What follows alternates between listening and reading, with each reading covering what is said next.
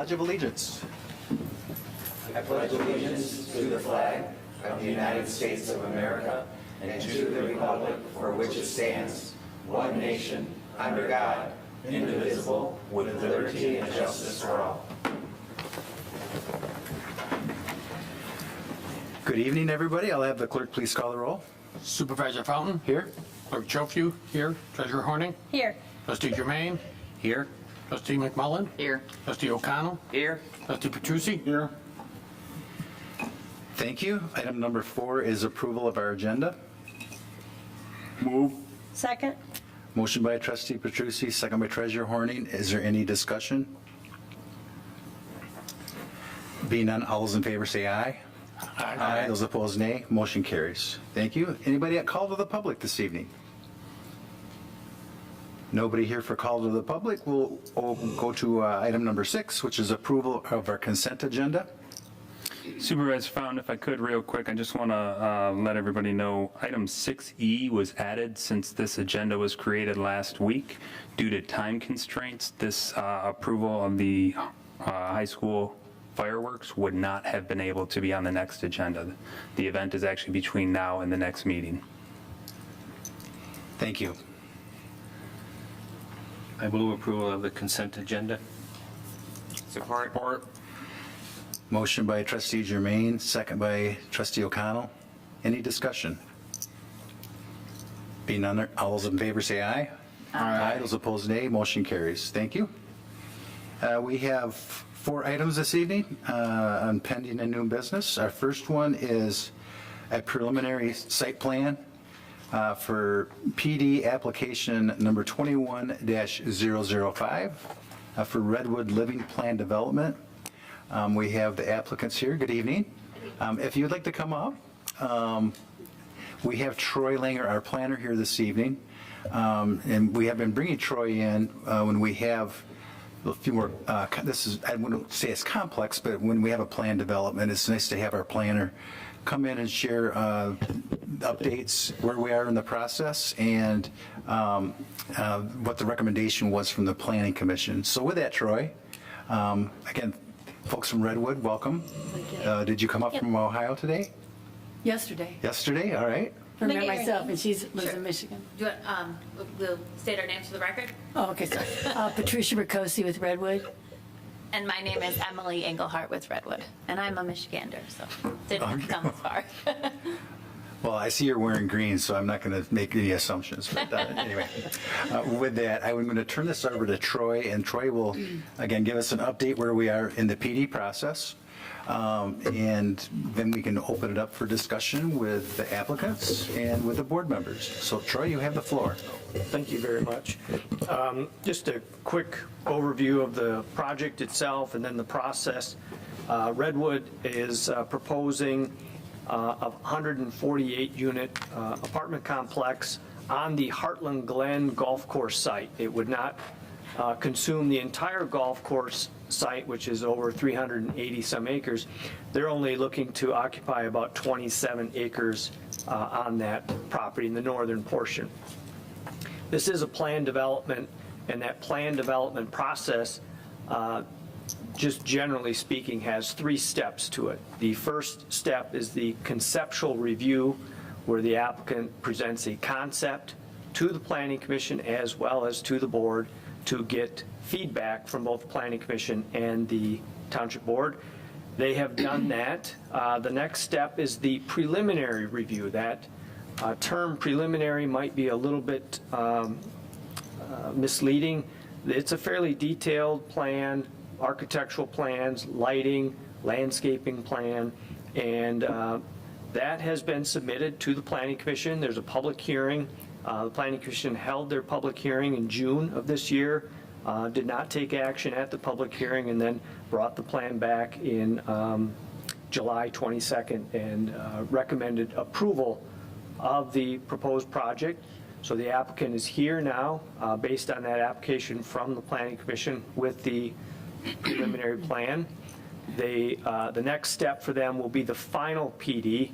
Again, that will come before the Planning Commission as well as the Township Board, assuming they get everything wrapped up at the preliminary stage. So that's a real quick overview of the project, a real quick overview of the process and what they have ahead of them, and I'd be happy to answer any questions you have on the project. Is there any questions from the board members at this point? Quick question. Is there, if there's 380 acres, this is all the development that's going to take place only now, or is there plans for development in the future for the rest of the property? So just generally, they're only proposing 27 acres. The owner of the project, the rest of that would be Mr. Yaldo. He has not submitted any proposed plans for the rest of that. He has indicated it would be his desire to have I'll call it a golf course community. I think he's still proposing to occupy 27 holes after this. I might not be right on that, but it's something to that effect. And over the course of time, he at least has indicated there'd be some semblance of a golf course there. I couldn't tell you what, though, but he's here to answer those questions as well. Thank you. Other questions? For the sake of the public, are you going to give them a chance to explain what they're? I am. I was starting with, so we do have on the screen, if Bob wants to put it up, are there any highlights that you'd like to bring? Because this is a planned development, some of the factors that we look at, there's special elements that are brought to the table. And perhaps you could review some of those. There's either architectural standards or open space or those types of things that go with a planned development. Would you like to read? Sure. So just a very brief overview. Redwood does one thing and one thing only, which is develop 2-bedroom, 2-bathroom apartment homes, each with an attached 2-car garage and a full driveway. That is all we do, and we do it very well. And we're extremely successful. We have 13,000 units throughout the area. So when we came in, we've worked extensively with Troy and staff and the Planning Commission on our site plan and site design. So we have 148 units, I believe, and what we've done that's different than maybe a typical Redwood that you might see in other areas is we've tried to pay a lot of attention to the look and feel of the plan. You'll see that there's some curvature to the roads. There's some staggering of buildings so that as you're driving down, it feels a little bit more neighborhoody. The units along Heartland Glen, which is on the east side or the right side, those are all our front porch style units, which is a Haydenwood. So when you're coming towards the property or you're driving down Heartland Glen, you'll have an aesthetically pleasing view of a front porch rather than a garage. So it's really a friendly, open look. As you can see, we've added pathways throughout the site to allow for open space, some passive recreation. And you can't see on this plan, but there's a good bit of landscaping that we've been working with the Planning Commission on adding a lot of street trees, a lot of trees so that it's a beautiful neighborhood for our residents. I'll let Pat jump in. On that note, when we were going through with the Planning Commission, they asked us to, make a few changes on the exteriors. We typically use vinyl, and on this out here, we're going to be using Select, which is an upgrade from vinyl, and we did give samples of that to Troy, along with our shingles and our stone that we use, and he does have examples of all that. In addition, when we were going through the Planning Commission, we, as Emily stated, we do a lot of landscaping around our units and also within the open space. However, when we were going through Planning Commission and they were reviewing our landscape plan that is in very detailed, it was brought up that they wanted to see if we could have a few more street trees added.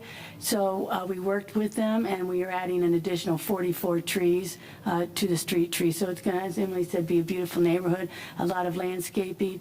And again, the retention basin there on the bottom will have a fountain on it, so that'll be Big two fountains. Oh, we have 2 fountains. Thank you. 2 fountains, not 1, but 2. So I really think that's it. We worked really hard, and Troy, I want to thank you for all the guidance and help you've given us to get us to this point. And we're here to answer any other questions, but we're really excited to be in Heartland and look forward to moving to the next step. Thank you very much. Troy, do you have anything additionally that came from the Planning Commission? There were, just so you know, there were 2 meetings that this was at the Planning Commission. At the public hearing, we had a number of residents that attended and spoke about the project.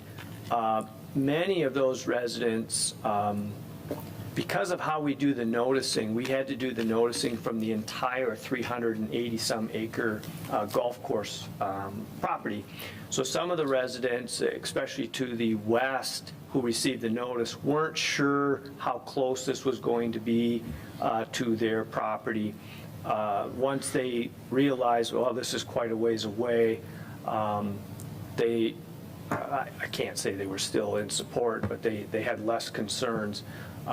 There was another resident that's actually on Cundy who actually does abut this property, and after the public hearing, the applicants had revised their plan to install some additional landscaping in that area to help screen. A couple items that came up at the Planning Commission public hearing, the Planning Commission mentioned the density. This project needs the bonus density that's allowed in the plan development process.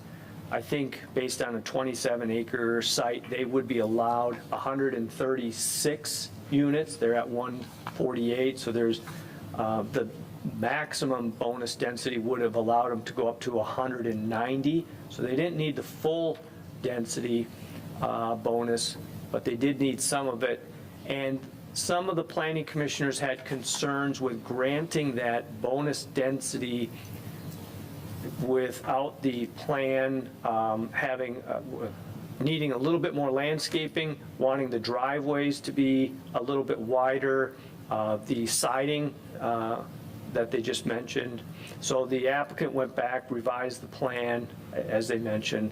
Then when it came back to the Planning Commission, it was approved at the Planning Commission, or recommended for approval.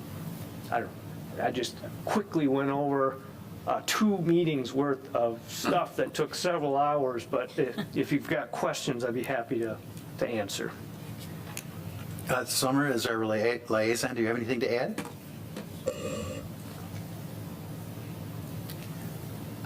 I think they did pretty well with the extra screening up at the top for the people that were concerned. Up by Cundy Road? Yeah, up on the north, is it the west corner? Yep. Okay, Joe, did you have something? Yeah, first I'd like to make a comment to Troy and to the Planning Commission that I've been watching the meetings and did a great job and working together and trying to get this thing through. If I had any kind of concern with this right now, and I have a concern with all projects like this, there's never enough parking for guests. And if they made the driveways a little wider, is it going to be able to fit guest parking?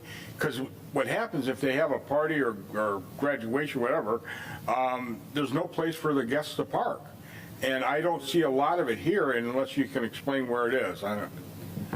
So that topic did come up at the Planning Commission at the public hearing. There are some parking spaces. I see a few of them that are throughout the site. The additional width on the driveway, those driveways are 25 feet long, so there would be sufficient parking to park vehicles on the driveways, but depending on how many guests you have, maybe not enough. Yeah. What was brought up at the Planning Commission meeting was, I think the example was a birthday party or a graduation party or something to that effect, where you had 65 people or something to that effect. I might not have that right, but the fortunate thing was Mr. Yaldo was present at the meeting and has offered his golf course clubhouse parking facility to become available for overflow parking. Now, that would have to be something we'd work out in the final part of the PD to resolve that, but that was an offer that was made at the Planning Commission meetings. So it looks like they do have 5 at the bottom, 5 in the middle, and then 4 at the top, and maybe 2 handicaps. Yeah. They don't allow parking on the streets. The streets are fairly Narrow. You can see they're narrow, narrow. so they don't allow parking on the street. So cars would either park in the garage or on the driveway or in those designated spaces that you see, or at the golf course parking lot. Not on the greens or anything at The golf course but would work. One thing I do like is that they have sidewalks, which I'm always Yeah. concerned about. And I like the way they have the sidewalk going through the interior, so people can get through. Now, these are apartments, so they're not condos, Right. correct? That's correct. They're more high-end apartments. Yes. Because if you go right down the street here to the condos, they're horrendous parking over there. People, if they have more than 2 or 3 people come over, there's no place to park. The streets are so narrow, you can't park in the street. And that's a small development compared to this, and if there's any way you can squeeze a couple more lots in there, it'd be good, but the golf course offering that would be a good solution.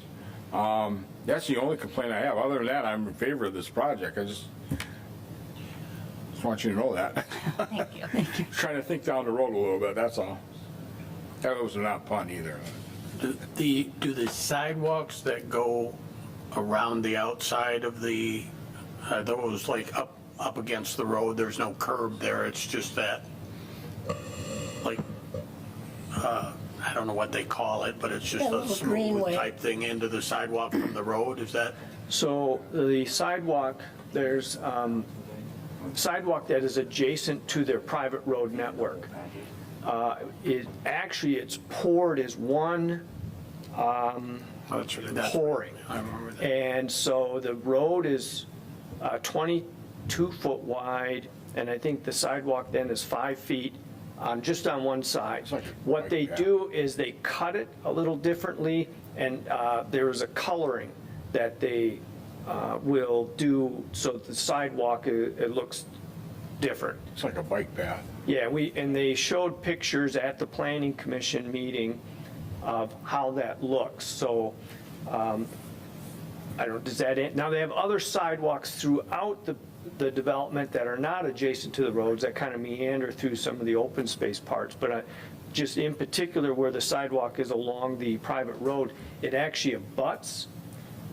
It's actually poured together with the road. They have all concrete roads. It's poured together with the road, so there is no curbing or lip or anything like that. That's how they have it proposed. And that would be my question regarding the parking. I mean, in all honesty, they're just going to pull up on that, in a party situation, they're just going to pull up on that sidewalk. The mobile home park down at the other end of the township there, that's what they do in those normal parties type circumstances. So I don't think you show enough parking as Joe's concerned for those type of events, but I think they'll happen just, even though you have a no parking on the road, you'll just see it for those short periods of time.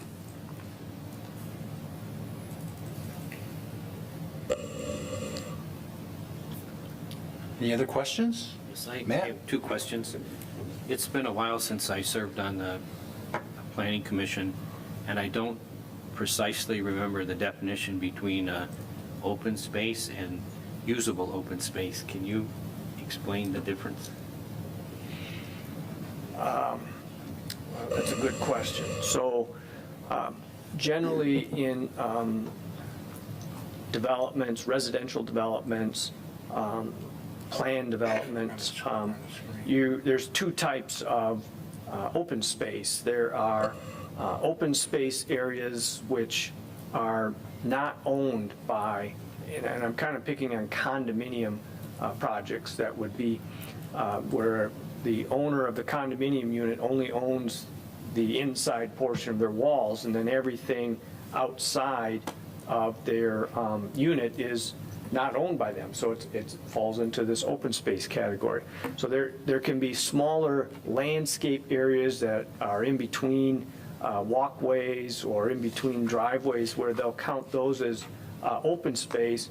And then there's another requirement for usable open space. These would be things like parks, pathways, where people actually can use these areas. Residents of this development could use those areas. Those would be things such as usable open spaces, parks, benches where people can sit if they're walking, versus just regular open space. And that's my term, regular open space, would just be landscape areas in between buildings or such that's really nobody would use. It's there more for aesthetic reasons. Does that help? I've kept it very general there, so I didn't have the definition in front of me, so. And the next question I have is, if we could pull up the site map again, please. It shows there is a building that's not part of this development in the far southeast corner, it appears. Is that, is that too close to the property boundary? Has there been a? That's split yet? it's a sanitary pump station. So that came up at the Planning Commission meeting as well. They want that it to be an easement they'll have to dedicate for that. It's, nobody lives there. It's for other utility purposes, so. And then the last question I had, I'm in favor of this development, but when you gave your earlier recap of the 2 Planning Commission meetings, you indicated that it does qualify for additional density, and they didn't use all of it. What is the criteria to even get to that point? Oh. So when you get a project like this, you calculate the density based on the future land use map designation.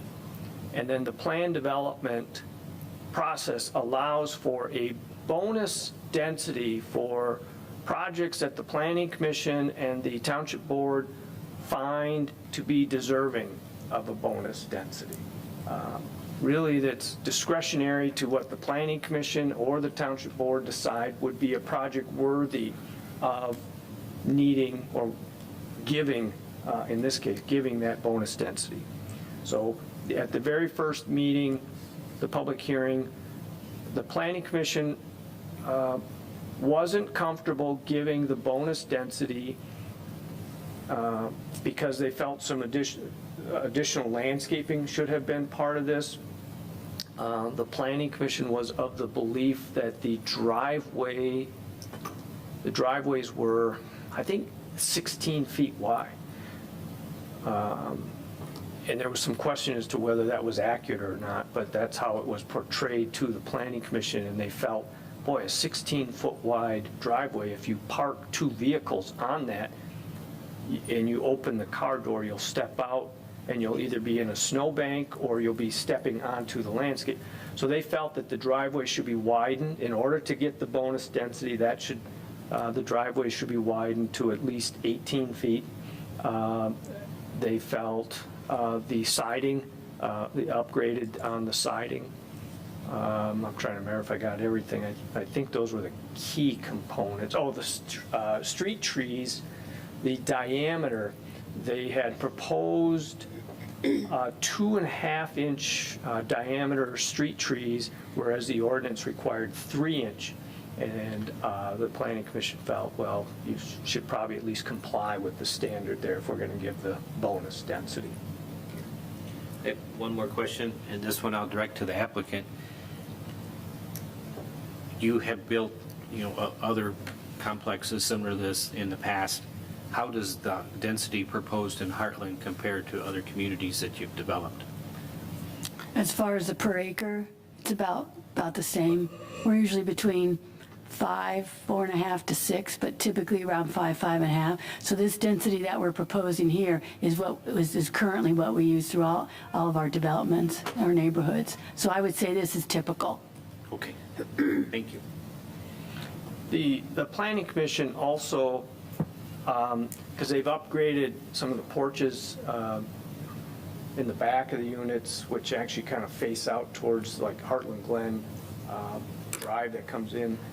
And the Planning Commission wanted to see some pictures of some of their units that were approved and constructed, maybe 10 years ago. And they wanted to see some, how well are they maintained? How well, because they own it, they will be maintaining it throughout.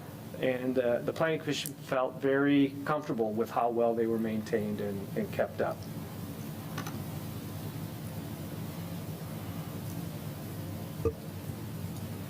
Thank you.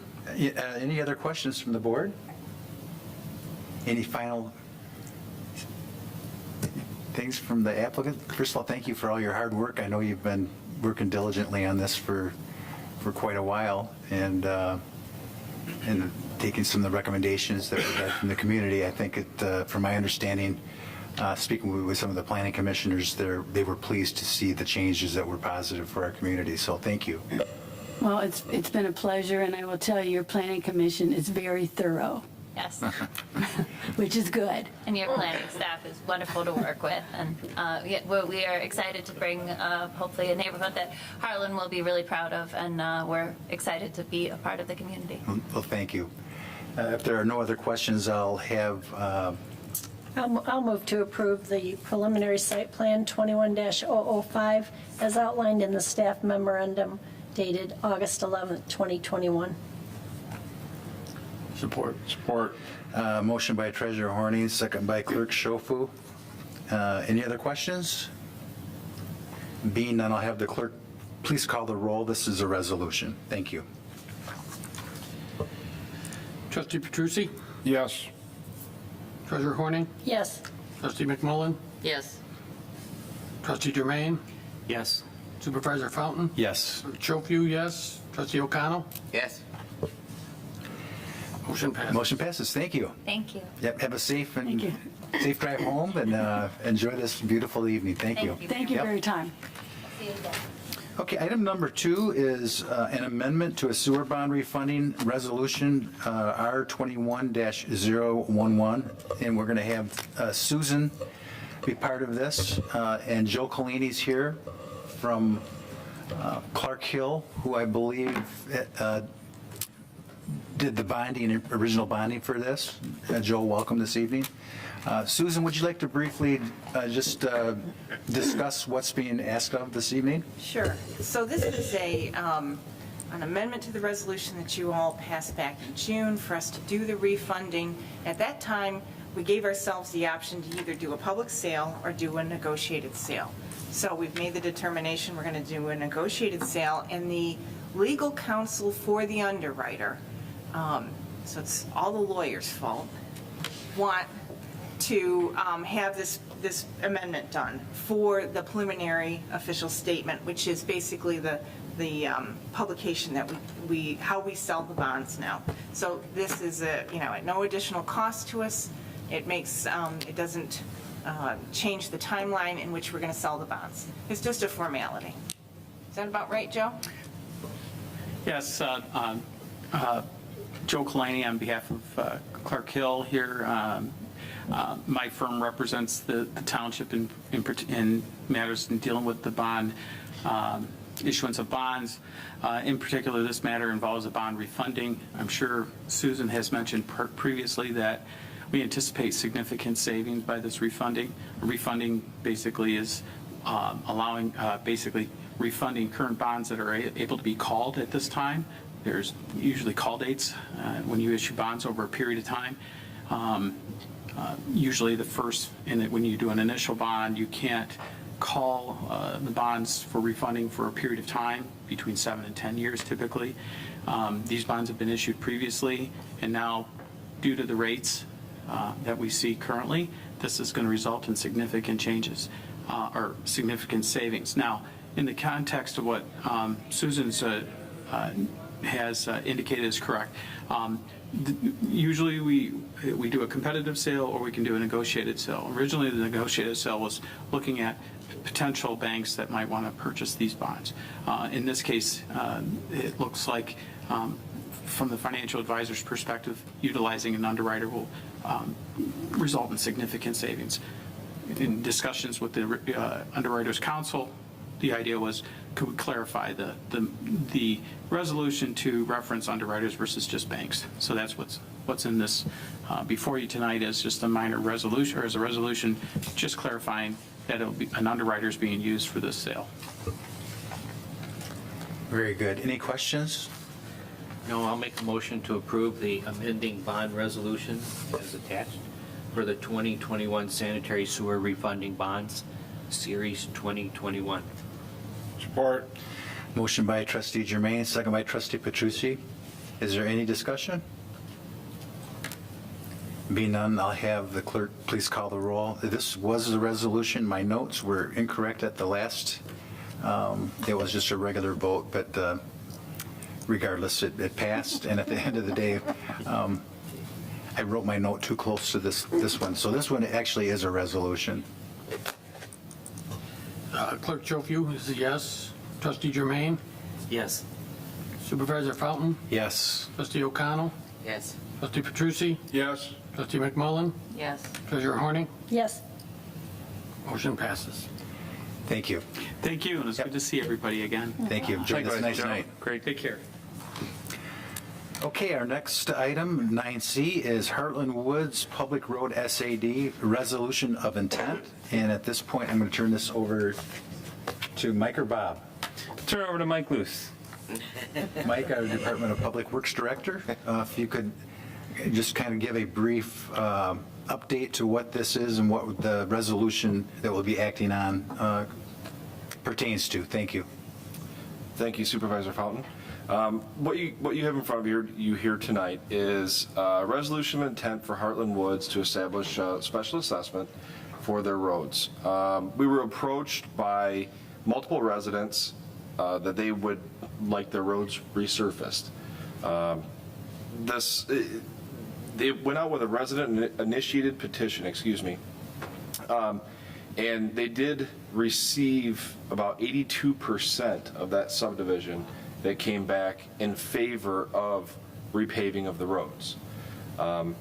It's a pretty good percentage that came back with, as some of us have seen in the past, that it's a little bit higher than it has been in the past. So the resolution of intent is just to establish the intent to establish a special assessment. This will be on 4 separate meetings with 2 public hearings, if I'm not mistaken, correct? Yeah, that is correct. As Mike stated, this is a resolution of intent. This is resolution number 1 of 4 total resolutions. So we will have 2 public hearings amongst the remaining resolutions as well. And this project, just for those of you that are familiar with it, this is their 3rd time up to bat trying to get this off the ground, and they successfully were able to collect enough signatures. So this dates back to, I believe, late 2014, early 2015 when the first petitions went out, and then unfortunately they were unsuccessful at that time. There was a second go, which was unfortunately impacted by the COVID kind of shutdown of everything, and the third go at it, they were able to obtain the signatures. So what the township acts as is basically the fiduciary in this case. We will manage a project to a degree, but this is these are public roads. This is the work will be done, contracted, and scoped by the Livingston County Road Commission. They are contributing to the cost. They are fronting or paying for all the engineering and project management.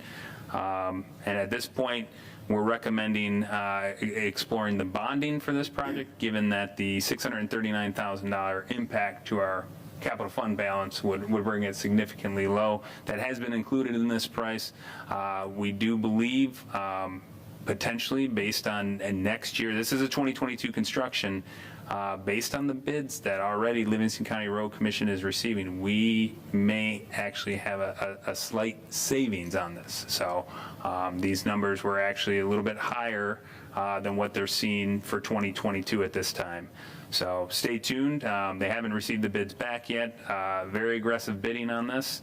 But it will be, construction will start at the end of next year's school year. Generally speaking, the Road Commission does not like to perform construction in residential areas during, anytime there's buses traversing along the roads. So that's historically when all our road projects have been done.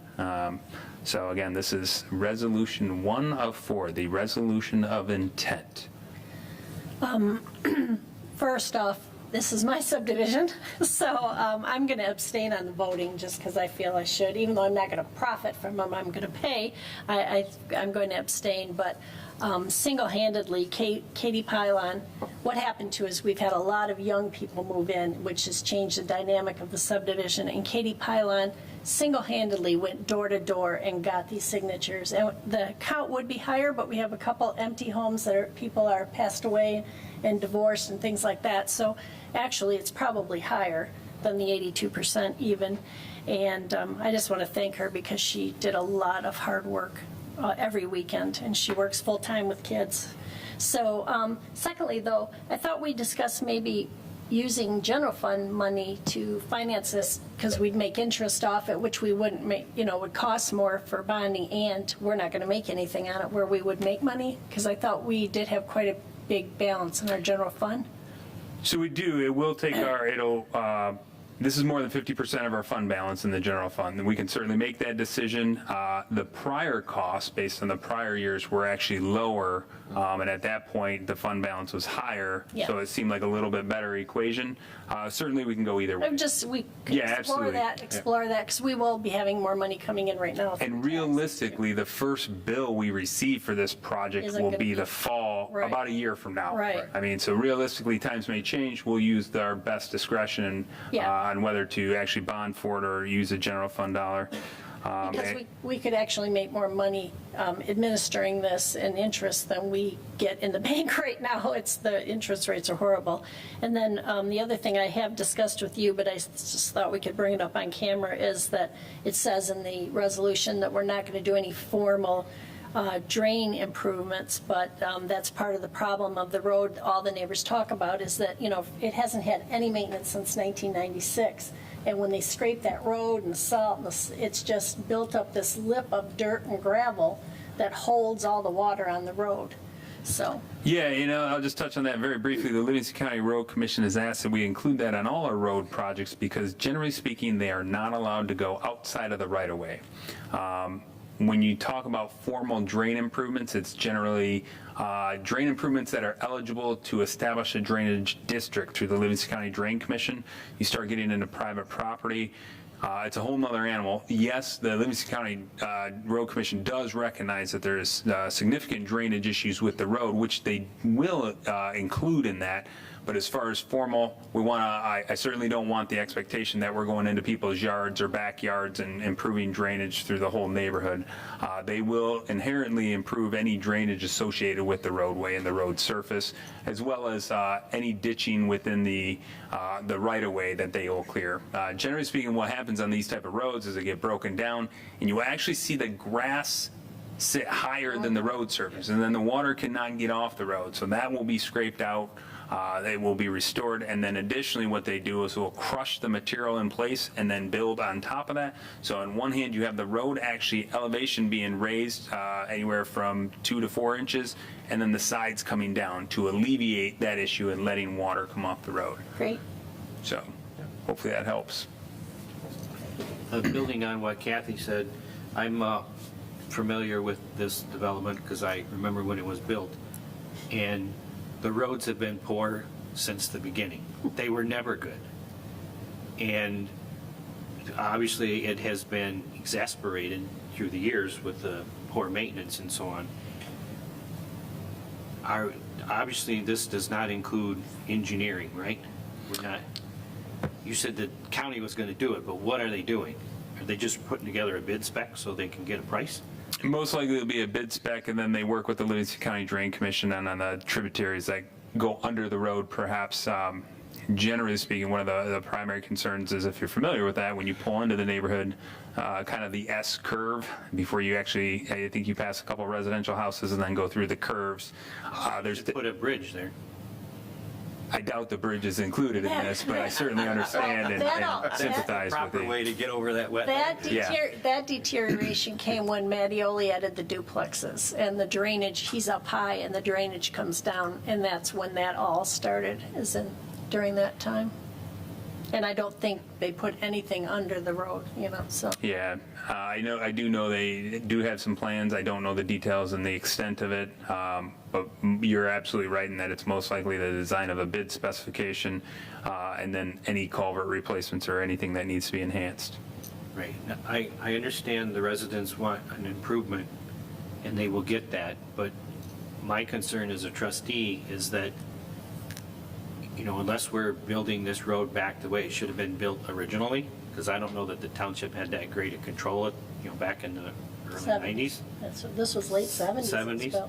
So that's the concern I'm raising, is that I think we really need, if we're going to help the residents, we need to have some true engineering done to identify problem areas so they can be addressed during construction. For this amount of money, the extra engineering effort, I think, would be worthwhile. We'll note Just that. and when follow up. we talk about those types of things, though, the cost is going to go up. So can they put that in as a separate line item? We'll negotiate with the road commission. I mean, ultimately, this is their road, and one way or another, they're going to have to warranty it. It's county road. So I understand, but at the end of the day, if you start doing significant other improvements, because I'm sure this was based on what doesn't sound like too much of an extensive, it's going to fix some of the problems. But like Matt we'll saying, follow up to with fix- them, and we can provide an Yeah, update. and that would be the question I would have. If they could put, this is what we're going to do for X. If you guys want to do Y, which is an increase, put it as a separate line item so they can decide. Okay. Because it's ultimately the taxpayers that live there, their money. Right. Is that a fair way to? Well, I think what Matt's saying is it should be done right. Yeah. Well, I understand, but if Don't just put a Band-Aid on it. We know there's problems there, address them. But if it goes from 9,500 to 14,000, maybe then nothing gets done. So again, I think Right, I they don't have see to. any problem having options. Right. I think it's, Well, I'll leave you the option to table this at this time. We're certainly not in any hurry. The construction for this wouldn't start till next year, so. We can do the intent. Sure, you can do the intent. By the time we do the next one, You can we'll have still that change answer. the scope of, Yeah. and the layering of that. Correct. Because we don't have to make a decision how it's going to get paid, either through a Right. bond or Right. through general fund at this point. Right. So we'll follow up. Yeah, but we can still do the resolution for Intent. resolution for intent to see. Yes. Yeah, I don't know if Okay. anybody actually has been out there from the county to look at that 1S curve, that goes from Mattioli's property through to I don't know if anybody's even looked at that. But So generally speaking, on a project of this scope, what we do, either Mike or myself goes out there with basically the road commission engineers Yeah. and paint cans, and we draw all over the roads. Yeah. Here's bad, here's what we want to You've been see. down there, And yeah, I've been through there plenty of times myself. So we definitely are going to be able to pinpoint it.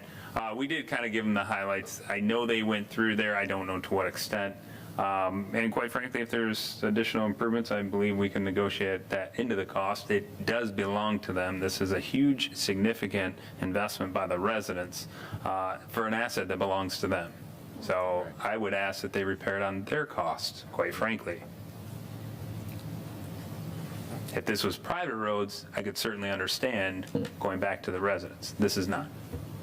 Yeah, because the other thing they don't acknowledge is when there's any problem on N59, they send the traffic through our subdivision, semis and all, because it goes all the way through Rolling Hills and out to Bergen Road. And they never acknowledge that, but it happens a lot, because there's accidents all the time in that area. Another negotiating tool. Any other questions? Just one quick question on the actual documents. On Exhibit A, there's a highlighted item. I don't know whether that's the final item or you're going to add to that.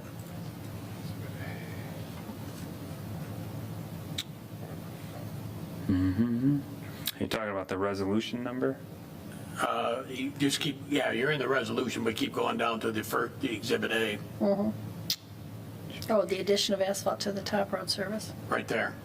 That highlighted item, is that, it almost looks like there was something else to be added there. We'll correct that. It was just to be removed. Yep. The highlighting. Just highlighting it, yeah. So it's going to be as is. Yes. Okay, thank you. If there's no other questions, I'll entertain a motion for the resolution. I'll move to approve the resolution of intent for Heartland Wood Road Improvement, SAD. Motion by Clerk Schofu, second by Trustee Petrucci. Any other questions? Being none, I'll have the clerk please call the roll. Trustee O'Connell? Yes. Trustee McMullen? Yes. Trustee Petrucci? Yes. Supervisor Fountain? Yes. Treasurer Horning? Abstain? Trustee Germain? Yes. And Clerk Schofu, yes. Motion passes. Thank you. And then our last item of new business this evening is Settlers Park seal coating. And Mike, are you on board again? Yeah, yeah. So what you guys have in front of you here is to approve the Settlers Park seal coating.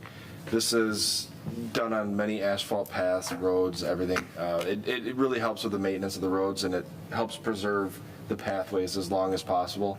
I've been through Settlers Park numerous times, and that pathway has held up phenomenally from when it's been put in.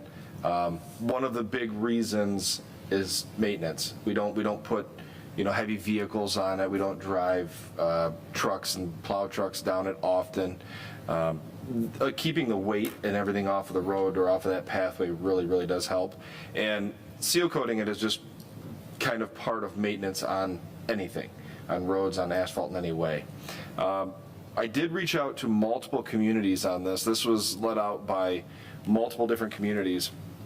And the pricing that we received was between 6 cents a square foot and 14 cents a square foot from multiple different companies. There's 3 companies that bid on this for numerous surrounding communities. I have reached out to 3 of them and did not get responses from 2. The one being Priest companies that came in at 10 cents per square foot, which is pretty good. That's what a lot of the other communities were seeing too. The availability of people to do it right now and get it done before snow flies this year, they're not available. And we know in the past we've used Priest for seal coating. He's done a very good job for us. So this is for all of Settlers Park pathway to get done. They'll come through, they'll trim all the edges of the park pathway, blow everything off, clean it off, and seal coat the entire pathway. With the addition of, obviously, the new pathway that's going in. So It should be noted that when you see the quantity delta, that's really dependent when we're talking to other communities on the quantity of square foot. If you're doing 5 miles of road, you're going to get a better price than half a mile of pathway. What's equivalent to, this pathway would probably equate to about 3/4 of a mile of actual roadway. City of Wixom was one who got one of the cheaper prices, but they're doing, I think they were up to 18 miles of roadway that they're actually resurfacing, so they get a much better price. So it's definitely quantity based when you set this up. And there's a lot of prep work, more prep work for our pathway than there is for a standard road, because they do have to cut back all the edges. If you've noticed, if you've been out there, it overgrows over time. In this particular case, I think we're going on 8 years now that path has been in place. Hard to believe that. I know that vividly because that was my first project here, but it definitely has held up well. So our goal is to keep it in pristine shape. It will match the new asphalt pathway that we're putting in. So, and basically the contractors they're not signing up for any more work right now. You can call them, like we call the contractors that these other communities are using, and they're just simply not taking more work. They're not even convinced they can complete this season with the workloads they have. And we're finding that amongst the industry from asphalt to concrete. Fortunately for our projects, we've been able to find contractors to do this. But it's a unique year for contracting and construction materials, as you all know. So, Thank you. Any questions? I have a question. It says fill in any cracks. Is that with the hot tar or is that with, I guess, new asphalt? It's not crack sealing, it's seal coating. So the seal coating will seal up anything that's Okay. there. Okay. There are not many cracks in the entire pathway. I mean, maybe a handful. we've done the hot tar filling in the past. We try and be very proactive on that because once water gets under the path, Yep. that's when it starts to alligator. So we've been very proactive, and even if it's 2 cracks, we've called somebody out to fill them and just say, in your travels, if you can get out here this year and seal those 2, there really isn't anything that needs to be filled. I think we have one minor anomaly about the bend where it starts to head towards Meyer. And I want to say the gap might be less than an inch.